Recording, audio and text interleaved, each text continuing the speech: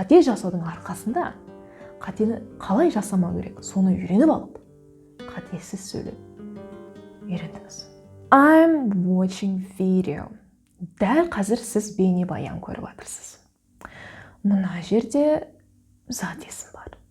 Не? Бейнебаян. Демек, не қойыңыз керек? Yes. Артикль. I'm watching a video. Әйтеуір бір бейнебаянды көріп жатырмын. Белгісіз артикль. She is speaking, we are swimming. Бәрі дұрыс. I'm not watching video. Тағы да бейнебаян. Ол зат есім. I'm not watching a video болады. She is not speaking, we are not swimming. Everything is correct. Do you watching video? Does she speaking? Do we swimming?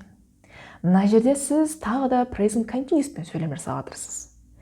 Бірақ қате кетпей формуладан жөндеп алыңыз.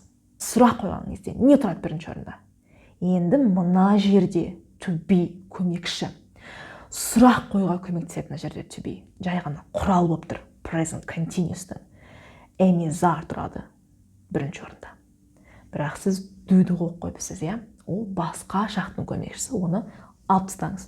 Бірінші орында to be тұрады. Сонда are you watching a video болады. Неге a, неге is емес, неге am деген to be емес? Өйткені you'дың to be ол a. Does she speaking? Is she speaking болады. Do we swimming? Are we swimming? I studying English. Ағылшын тілін үйреніп жатырмын. Дәл қазір деп айтқыңыз келді. Формуланы еске түсірейік. Мына жерге жетіспей жатыр бір нәрсе. Тауып көріңіздер. Мінекей формула. Бірінші орында subject тұру керек. Кім? Мен. I. Одан кейін көмекші керек. Present continuous'тың көмекшісі to be.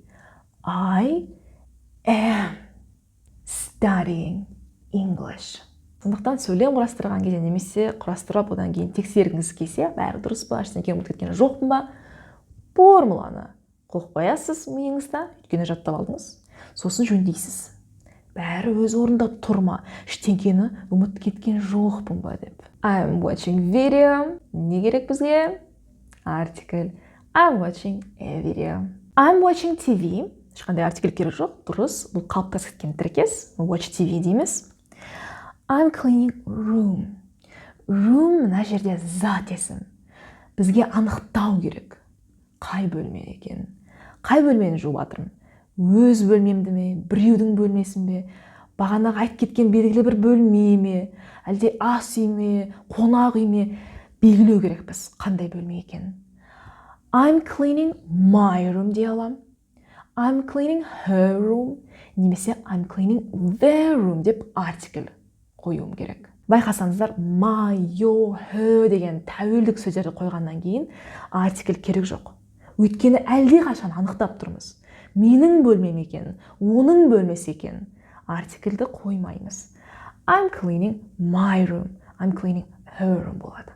Or I'm cleaning the kitchen. I'm cleaning the living room. Сол белгілі бір бөлмелерді жуып жатырмын деп деген артикльді қоямыз. My sister is reading book. Зат есім бар сөйлеміңізде. Не? Кітап. Артикль керек. My sister is reading a book. Немесе my sister is reading my book. I see tiger депсіз. Present continuous жайлы бейнебаянның астына салдыңыз, осы сөйлемді. Демек, дәл қазір жолбарысты көріп тұрмын деп айтқыңыз келді. Күшті сөйлем құрастырдыңыз. Өйткені мына жерде бізде non-action verb тұр. See деген. Ол жайлы мен түсіндіріп кеткем. Present simple'дың формуласы тұр. Өйткені non-action verb. Негізі күнде жолбарысты көріп емес, қазір көріп тұрмын деп айтып жатырсыз. Present simple тұрса да, дәл қазір болып отқанын білеміз. Өйткені non-action verb. I see a tiger. Артикль керек сізге. Әйтеуір бір жолбарысты көріп тұрмын. Немесе I see the tiger. Белгілі бір жолбарысты көріп тұрмын. He knows answer the question. He knows an answer to the question болады. Өйткені answer ол зат есім, артикль керек сізге. He knows an answer. Әйтеуір бір жауапты біледі. To the question. Белгілі бір сұраққа. When you said yesterday, I was writing. Бір нәрсені айтқаныңда жазып атқан ем деп айтқыңыз келсе, when you said that to me, I was writing болады. Say something to someone. When you said that to me, I was writing. Немесе, when you told me that, tell someone. When you told me that, I was writing. Past simple және past continuous'ты бірге қосып сөйлем жасаңыз келді, иә? Мен жазып жату іс-әрекет арасында болғанымда, жазып атқанымда осыны айттың деп айтқыңыз келді. Past simple мен айтып қалдың. Немесе мүмкін екеуі де бір уақытта болып жатқан сөйлем айтқыңыз келген шығар. When you were telling me that, айтып жатқаныңда, I was writing, жазып атқам, екеуі де бір уақытта болып жатқан шығар. Сол іс-әрекеттің арасында болған шығарсыздар. Немесе when you were saying that to me, I was writing. Say something to someone, tell someone. Are there people in the home? Are there деп дұрыс бастадыңыз. Сұрақ қойған кезде алдына шығып кетеді. Бар ма? Are there people болу керек. Неге? Өйткені белгісіз артикль енді біз тек қана жекеше зат есім алдына қоямыз. Are there people? Әйтеуір бір адамдар, белгілі бір адамдар емес, әйтеуір бір адамдар бар ма? Are there people at home болады. Үйде бар ма адамдар деп сұрап жатырсыз бірден. Біздің үйімізде бар ма біреулер? Үйіңде бар ма? Немесе are there people in the house болады. Екеуінің айырмашылығы неде? House деген ол құрылыс керегелері бар, бір әйтеуір бір үй, біреудің үйі, алда тұрған үй, сол жақта адамдар бар ма? Are there people in the house, мына құрылыстың ішінде, үйдің ішінде. Ал home деген ол бір абстрактты мағына. Біздің үй, сенің үйің. Are there people at home деген тұрақты тіркес. Is there a park in the country? Is there, дұрыс, бар ма? Is there a park in the country? Негізі мынау дұрыс грамматика жағынан. Белгілі бір мемлекетте саябақ бар ма деп айтқыңыз келсе. Бірақ сіз еліңізде парк бар ма депсіз. Демек, еліңізде, сіздің еліңізде деп айтуыңыз керек. Is there a park in your country? Артикль керек емес, өйткені you анықтап тұр. Сіздің деп. There are an apples on the table. Сұраулы сөйлем жасап, сұрақ белгісі қойып қойыпсыз, иә? Демек, сұрақ қойған кезде алдына шығып кету керек формула бойынша. Are there apples болады. Неге еді? Yes, өйткені apples ол көпше зат есім. Алмалар. Оның алдына біз енді қоя алмаймыз. Are there apples on the table? Стөлдің үстінде алмалар бар ма? There are pens on the table. Тағы да қаламдар ол көпше. Демек, there are pens болады жай ғана.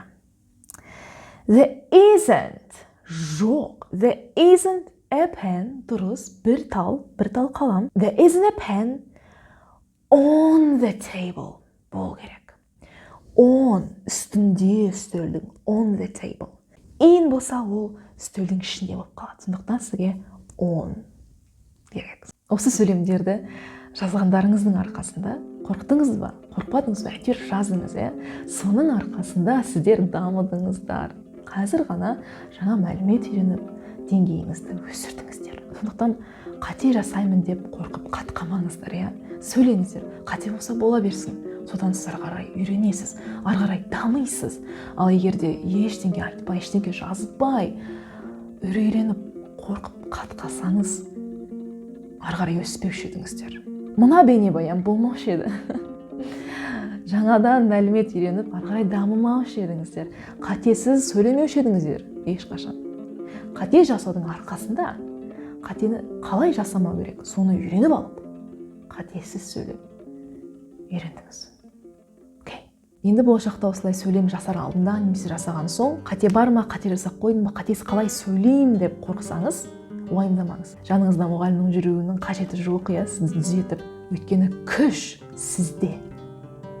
Өйткені сіз білімдісіз. Белгілі бір грамматиканы қай кезде қолданатынын, және қалай қолданатын формуланы жатқа білесіз.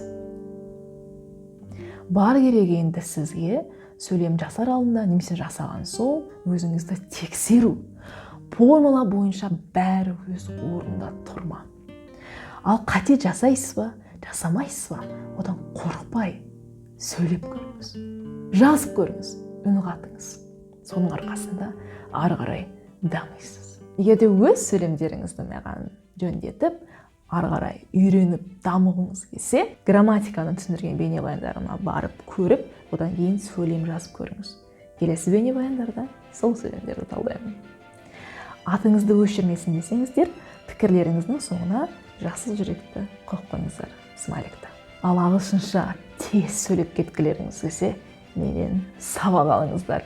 Ағылшын тілін қызықты, сынықты қылып үйретіп, сөйлетемін. Уақытыңызды зая кетіріп алмаңыздар, нәтижелі сабақ алыңыздар. Осы бейне сабақ ұнаса, лайк жіберіңіздер, пікірлеріңізді қалдырыңыздар, арнама жазыңыздар, осы бейнебаянды басқамен бөлісіңіздер. Солай маған рахмет білдіре аласыздар. And I'll see you in the next video.